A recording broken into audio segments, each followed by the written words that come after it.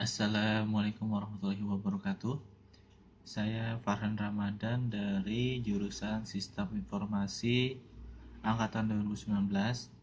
Di sini saya akan mempresentasikan rangkuman dari materi pertemuan pertama sampai materi pertemuan ke-15 untuk memenuhi tugas dari mata kuliah rekayasa perangkat lunak sistem informasi. Baik, dari pertama di pertemuan pertama kita mempelajari tentang jenis-jenis software. Ya. Jenis-jenis software ini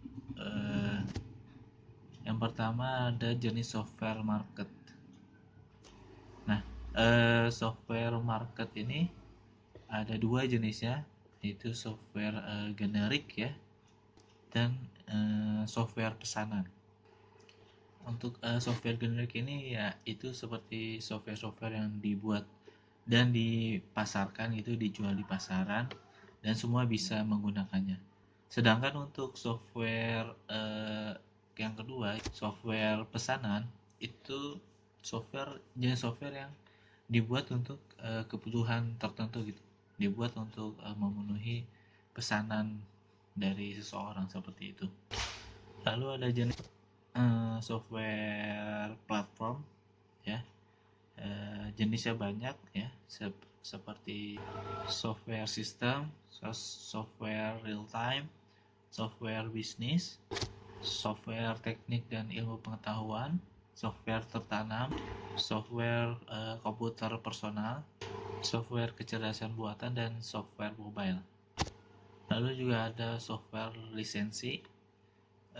Software lisensi ini ada software proprietary software ya, lalu ada software open source. Lalu kita masuk ke perangkat lunak berdasarkan fungsionalnya.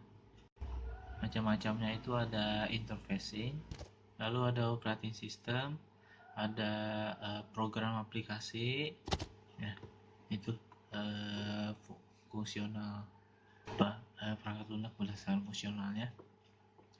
Lalu ada peranan software ya. Yang pertama ada pengganti peran manusia, lalu yang kedua penguat peran manusia, lalu yang ketiga untuk hiburan dan permainan, dan yang terakhir untuk restrukturisasi peranan manusia.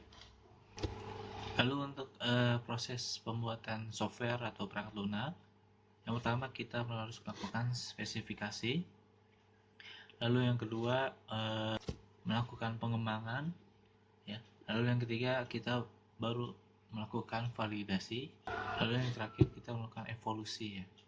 Jadi kita kembangkan perangkat lunak kita sesuai kebutuhan dan keinginan pada zamannya ya. Baik, kita lanjutkan ke rangkuman dari pertemuan yang kedua, yaitu membahas tentang perkembangan software ya dari zaman ke zaman. Yang pertama ada generasi pertama, itu dimulai dari tahun 1946 sampai tahun 1959. Pada generasi pertama ini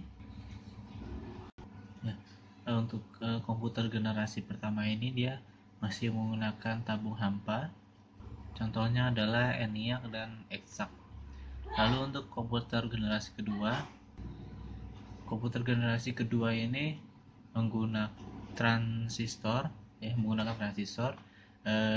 komputer ini digunakan antara tahun 1959 sampai 1964.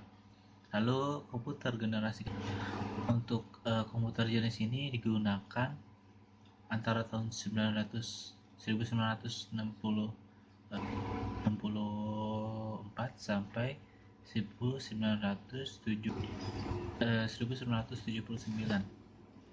ya. Komputer generasi ketiga ini menggunakan IC ya, contohnya UNIVAC 1108 dan juga ada Nova. Lalu untuk komputer generasi keempat ya, itu digunakan dari tahun 1980 dan sampai sekarang juga masih digunakan. Dia menggunakan teknologi VLSI.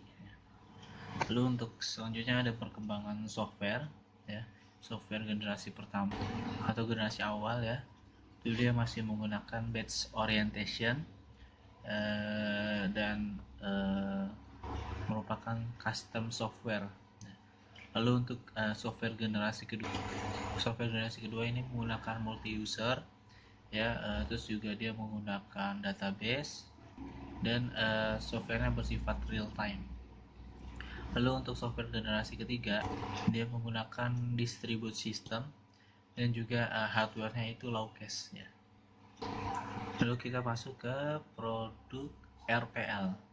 Nah, produk RPL ini didapatkan dari tahap pengembangan software development life cycle atau SDLC. Contoh SDLC itu ada waterfall ya, ada V model, ada spiral, selanjutnya ada fountain model, lalu ada prototyping. Lalu proses RPL itu ada proses manajemen dan juga ada technical proses. Lalu selanjutnya yang terlibat dalam proses RPL ini ada manager, lalu ada software development ya, dan ada juga tim support gitu. Baik, selanjutnya kita akan membahas tentang ringkasan atau rangkuman dari pertemuan ketiga. Di pertemuan ketiga ini kita akan membahas tentang proses aktor, recruitment search, dan elicitation proses. Elicitation teknik ya. Yang pertama proses aktor. Nah, proses aktor ini adalah orang-orang yang berperan dalam mengumpulkan rekrutmen. Nah, proses aktor ini terdiri dari customer atau user, lalu market analysis, lalu setelah itu ada regulator, dan yang terakhir ada software development atau software engineer ya, teknik yang orang kodenya itu, orang yang menyusun kodenya itu. Lalu kita akan bahas tentang recruitment search. Nah, recruitment search ini bisa didapatkan dari berbagai macam sumber ya, bisa dari goals, lalu bisa juga dari domain knowledge, bisa juga dari stakeholdernya, bisa dari business rules-nya, bisa dari operational environment, dan bisa juga dari organisasi environment atau lingkungan organisasi. Lalu ada elicitation technique. Elicitation technique ini adalah proses mengumpulkan kebutuhan. Nah, mengumpulkan kebutuhan ini bisa menggunakan cara interview atau wawancara seperti itu. Lalu bisa juga dengan membuat skenario, lalu bisa juga dengan membuat rapat ya, membuat prototype, atau bisa juga dengan melakukan observasi, dan bisa juga dengan menggunakan user story. Oke, selanjutnya kita masuk ke ringkasan dari pertemuan keempat. Di pertemuan keempat ini kita akan membahas tentang fase analisis, software development definition ya, recruitment types, fungsional dan non fungsional recruitment, dan yang terakhir sistem recruitment and software recruitment. Nah, pertama fase analisis. Fase analisis ini digunakan untuk menentukan kebutuhan dari sistem yang baru. Untuk menentukan persyaratan untuk sistem yang baru. Oke, jenis-jenis equipment ya itu ada 3. Yang pertama ada software requirements ya, lalu yang kedua ada user requirements ya, dan yang ketiga ada system requirements. Untuk software requirements itu terdiri dari fungsional dan non fungsional. Untuk yang fungsional ini dia adalah pernyataan yang harus diberikan oleh software untuk menyelesaikan masalah. Sedangkan yang non fungsional itu yang tidak berkaitan langsung dengan fungsi spesifik ya. Lalu kita masuk ke user requirements. User requirements itu adalah cara untuk mendeskripsikan requirement fungsional dan non fungsional sehingga dapat diketahui oleh user yang memang tidak memiliki pengetahuan yang rinci tentang sistem tersebut. Solusi untuk permasalahan-permasalahan yang ada di user requirements yang pertama adalah membuat format standar, dan yang kedua adalah menggunakan bahasa yang konsisten. Lalu ada yang terakhir ya, kita masuk ke sistem requirements. Sistem requirements ini adalah persyaratan untuk persyaratan umum untuk seluruh sistem. Baik, melanjutkan presentasi kita akan masuk ke ringkasan dari pertemuan kelima. Di pertemuan kelima ini kita membahas tentang model-model SLDC ya, diantaranya itu ada model waterfall, lalu ada prototyping ya, selanjutnya ada evolutionary, lalu ada model spiral, dan yang terakhir ada model reuse based development. Di model waterfall ini ada beberapa tahapan-tahapan ya. Yang pertama ada requirement analysis dan definition, lalu yang kedua system and software design, lalu yang ketiga implementation and testing using, lalu ada integration and system testing, lalu ada operation and maintenance ya, operation and maintenance. Oke, selanjutnya kita masuk ke model prototyping. Model prototyping ini tahapannya yang pertama adalah listen to customer, mendengarkan apa aja yang diinginkan customer. Lalu yang kedua, setelah listen to customer, kita masuk ke tahap build atau membuat aplikasinya. Nah, lalu setelah itu baru yang ketiga kita testing ya, atau customer test drive gitu. Lalu selanjutnya evolutionary model.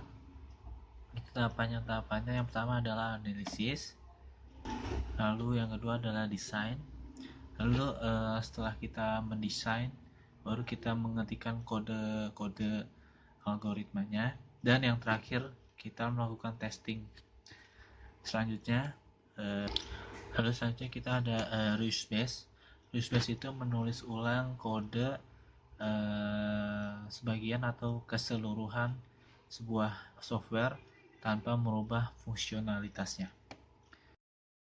Baik, selanjutnya kita akan bahas tentang ringkasan dari materi pertemuan ke-6, yaitu membahas tentang prinsip dan konsep software design ya, serta proses dari software design tersebut. Oke.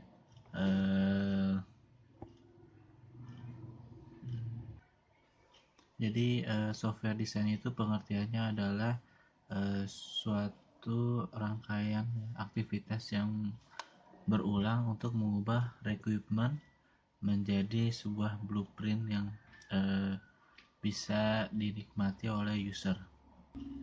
Prinsip dari software design ini ada 10. Di antaranya adalah pertama, proses desain tidak boleh tergantung oleh tunnel vision. Lalu desain harus disesuaikan dengan model analisis, ya. Lalu desain tidak boleh reinvent the wheel. Lalu desain juga harus meminimalkan jarak ya antara software dengan masalah yang akan dihadapi di dunia. Desain juga harus menggambarkan keseragaman dan keintegrasian yang baik di dalam software tersebut. Lalu desain harus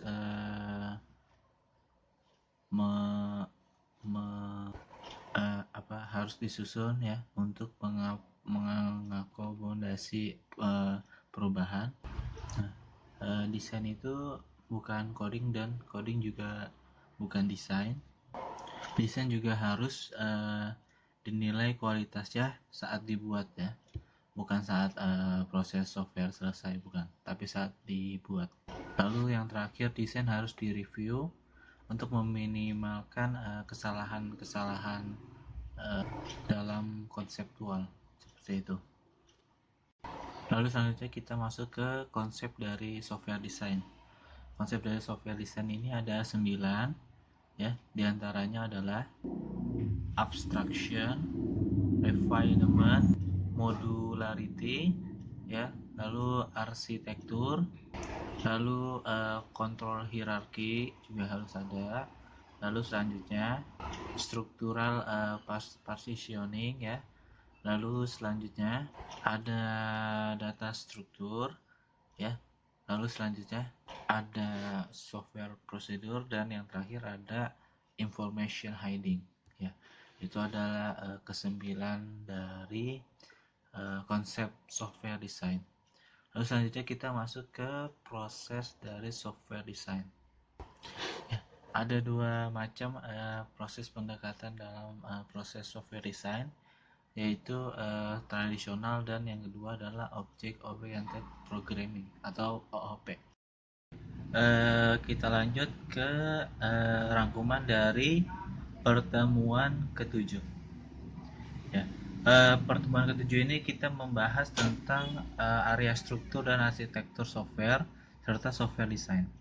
Oke, maaf, bukan struktur desain, tapi arsitektur desain.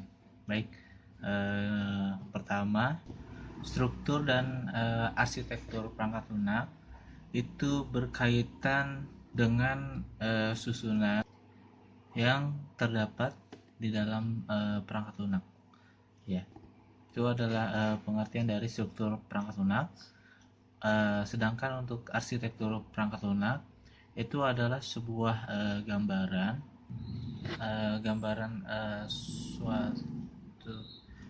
gambaran properti dari suatu sistem perangkat lunak. Nah, sedangkan untuk desain arsitektur itu untuk menentukan bagaimana sebuah perangkat lunak dikirim ke sebuah perangkat keras, dikirim atau dialokasikan ke sebuah perangkat keras. Jenis arsitektur itu ada dua, yaitu common use ya, yang umum atau yang advance. Kalau yang umum atau yang common use itu ada terpusat, tersebar dan client server arsitektur. Nah, sedangkan untuk yang advance itu hanya ada dua ya, ada cloud computing sama virtualization. Baik, kita langsung masuk ke desain antarmuka atau desain interface. Desain interface ini adalah cara kita merancang bagaimana nantinya sebuah perangkat lunak akan berinteraksi dengan user atau dengan admin seperti itu. Baik, Untuk prinsip-prinsip desain interface atau antarmuka ini ada banyak sekali, ada sekitar 16 atau 17 ya. Di antaranya adalah yang pertama ada user compatibility, lalu yang kedua ada product compatibility ya, lalu yang ketiga ada task compatibility, lalu yang keempat ada workflow compatibility, lalu juga yang kelima konsisten, yang keenam familiar, terlihat familiar, yang ketujuh simple, lalu yang kedelapan itu ada direct manipulation ya, yang kesembilan ada dapat dikontrol dengan mudah, lalu yang kesepuluh itu what you see is what you get, itu ya, seperti itu konsepnya. Lalu selanjutnya yang ke-11 itu fleksibel ya, lalu responsif yang ke-12, lalu yang ke-13 selanjutnya yang ke-13 bersifat invisible ya, lalu yang ke-14 bersifat robustness, lalu yang ke-15 ada protectionnya, lalu selanjutnya bersifat mudah untuk digunakan ya, lalu mudah untuk dipelajari juga. Baik, itu dari pertemuan ke-7. Selanjutnya kita akan bahas tentang rangkuman dari pertemuan ke-8 ya. Di pertemuan ke-8 ini kita membahas tentang desain strategis ya. Desain strategis itu ada 4. Software desain strategis ya. Software desain strategis itu ada 4. Di antaranya ada function oriented, selanjutnya lalu ada object oriented ya, lalu ada data structure design, lalu yang terakhir itu ada component based design. Jadi yang pertama itu ada function oriented strategi ya, dia seperti sistem terpusat yang nantinya fungsinya akan dibagi-bagi seperti itu. Contoh dari function oriented strategi ini adalah pemrosesan yang ada di ATM. Lalu selanjutnya ada object oriented ya. Object oriented ini adalah gabungan dari objek-objek yang saling berinteraksi seperti itu. Jadi nantinya apabila satu objek membutuhkan objek yang lain, maka nanti objek itu hanya akan memanggil saja objek yang lain tersebut ya. Lalu selanjutnya ada data struktur design ya. Data struktur design ini ya, data struktur design ini menggunakan pendekatan tradisional ya, menggunakan IR diagram. Baik, itu adalah rangkuman atau ringkasan dari pertemuan ke-9 ya. Maaf tadi saya salah menyebut, pertemuan 8 itu UTS ya. Jadi yang tadi barusan saya ini adalah singkatan dari atau rangkuman dari pertemuan ke-9. Selanjutnya kita akan membahas tentang materi ringkasan dari materi pertemuan ke-10 ya. Pertama ada yang namanya minimizing complexity atau meminimalkan kompleksitas ya.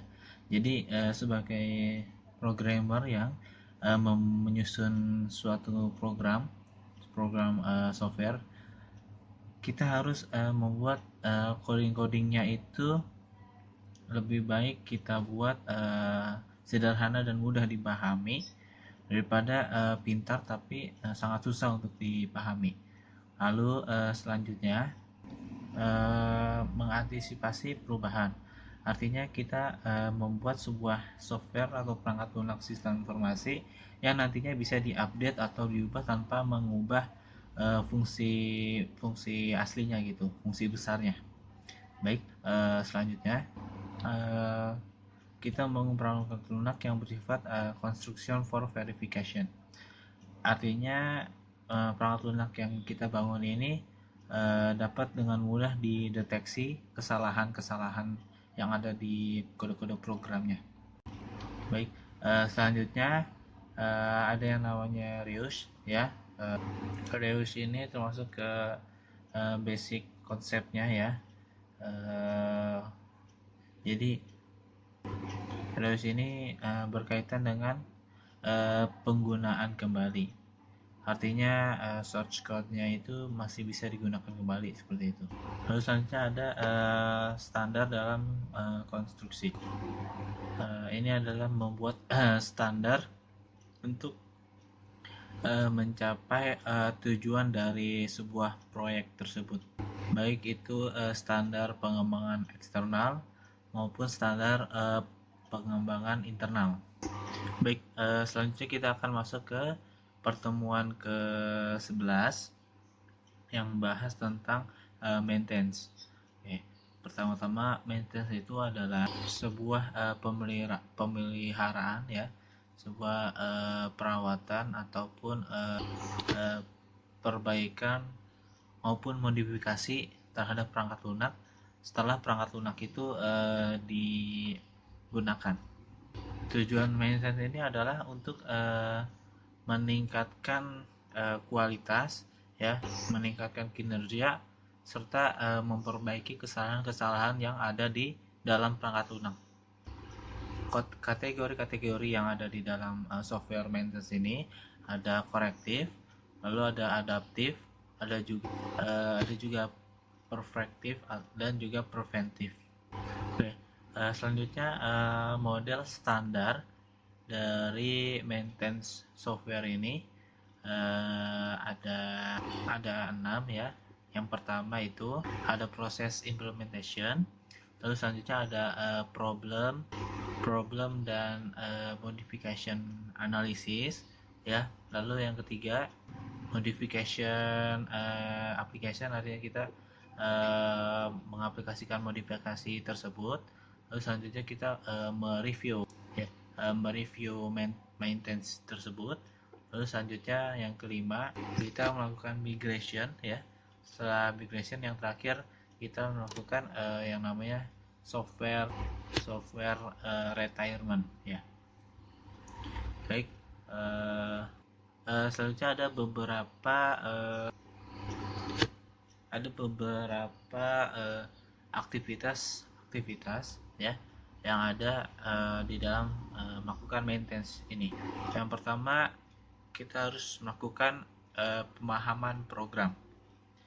Kita pahami dulu program tersebut, kode-kodenya, program-programnya. Selanjutnya kita melakukan transisi ya. Setelah transisi kita melakukan penolakan atau penerimaan maintenance ya, penolakan atau penerimaan permintaan maintenance.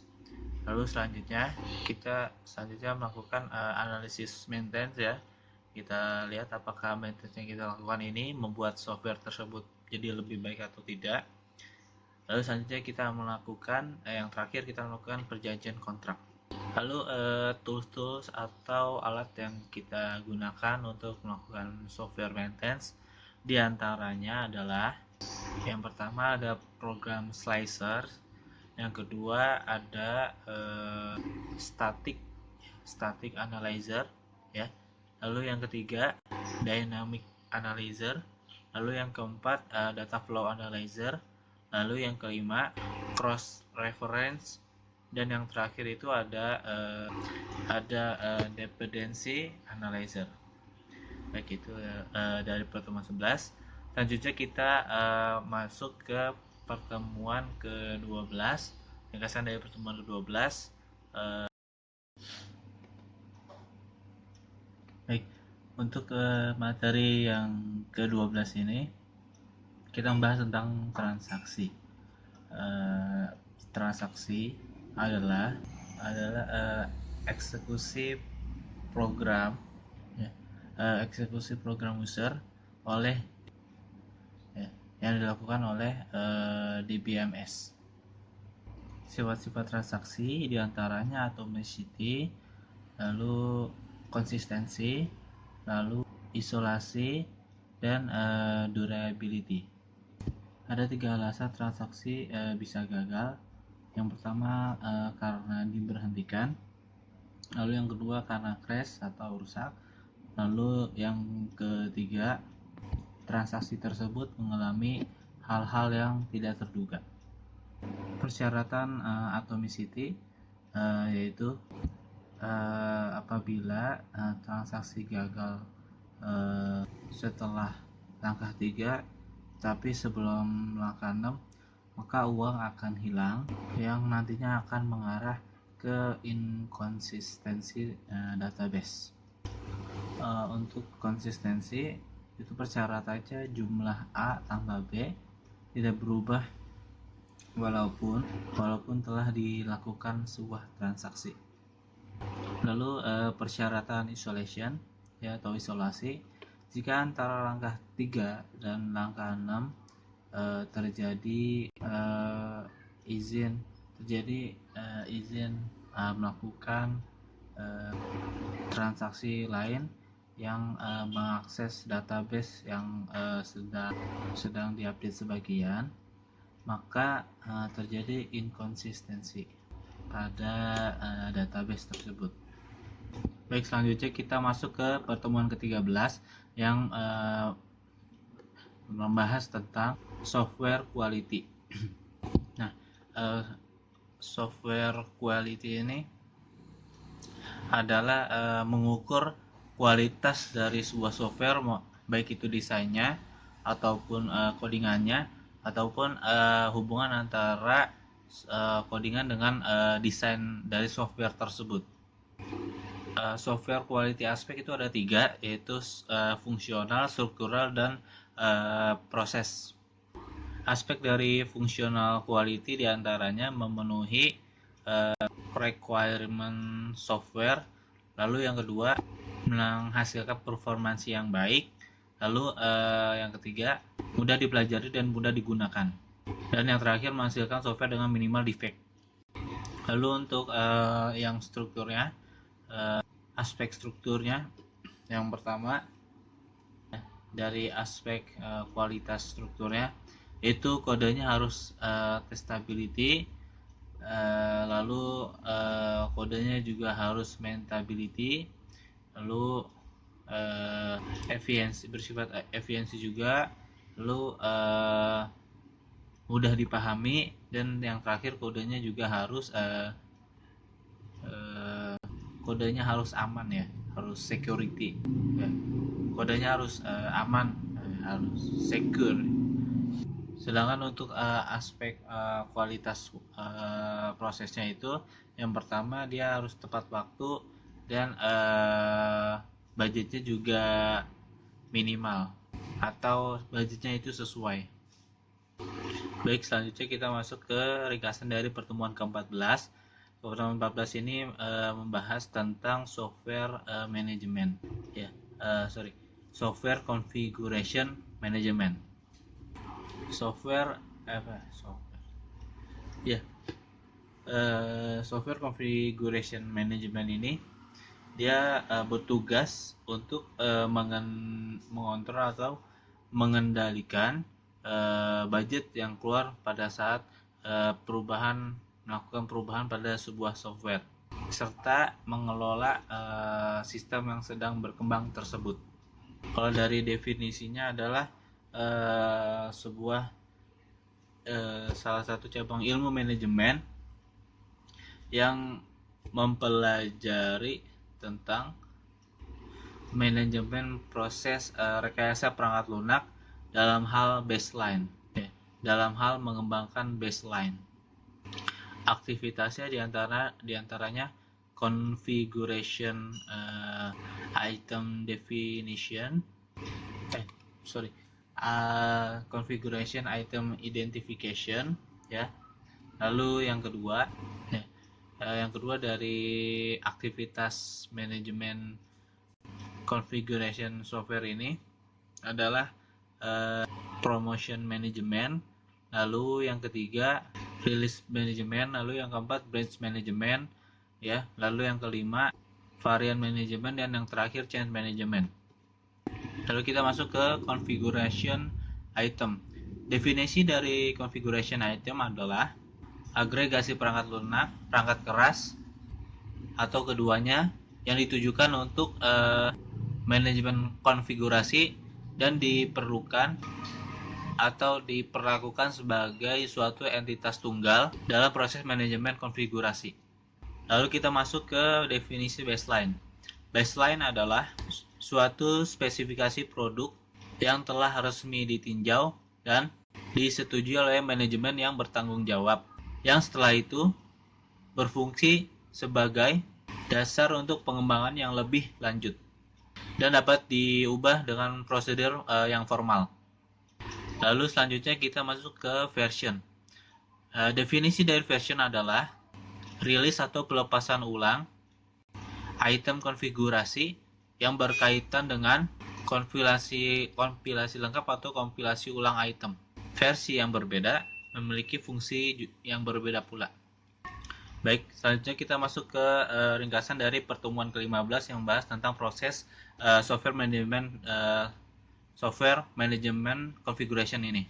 SCM tools ini ada 3, diantaranya adalah yang pertama software untuk control version, lalu yang kedua Puppet, lalu yang ketiga Chef.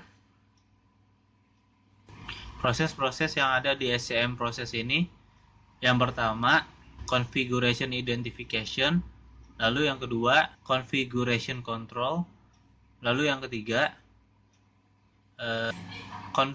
configuration accounting control, lalu yang keempat configuration audit and review, dan yang terakhir interface control.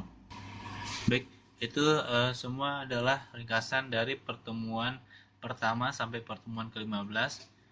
Saya Farhan Ramadan, terima kasih. Assalamualaikum warahmatullahi wabarakatuh.